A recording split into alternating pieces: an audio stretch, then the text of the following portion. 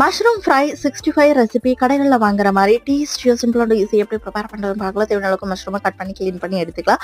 மஷ்ரூமில் மசாலா பரட்டும் போது கொஞ்சம் கூடி ஈரப்பதமே இல்லாமல் நல்லா ட்ரை பண்ணி எடுத்துக்கணும். தேவையான அளவுக்கு மசாலாவை வந்து ஆட் பண்ணிக்கலாம். சிக்கன் சில்லி ஃப்ரை பவுடர் தேவையான அளவுக்கு ஆட் பண்ணிவிட்டு அரிசி மாவு, கடல மாவு, ஜிஞ்சர் கார்லிக் பேஸ்ட்டு, கொஞ்சமாக red Kashmiri chilli powder, coriander powder, salt add பண்ணிவிட்டு இந்த மசாலாவை வந்துட்டு பெரட்டும் போது கொஞ்சம் கூடி வந்து தண்ணியோ இல்லை எண்ணெயோ தொளிக்கக்கூடாது, சேர்த்தக்கூடாது. நல்லா ட்ரையாகவே வந்துட்டு இந்த மஷ்ரூமில் இந்த மசாலாவை வந்துட்டு போட்டு கையால் வந்து பெரட்டி எடுக்கணும். மஷ்ரூமில் உப்பு சேர்க்குறங்காட்டிக்கு லைட்டாக வந்து ஒரு ஈரத்தன்மை வந்துட்டு வரும் இந்த மசாலா பெரட்டும் போதே.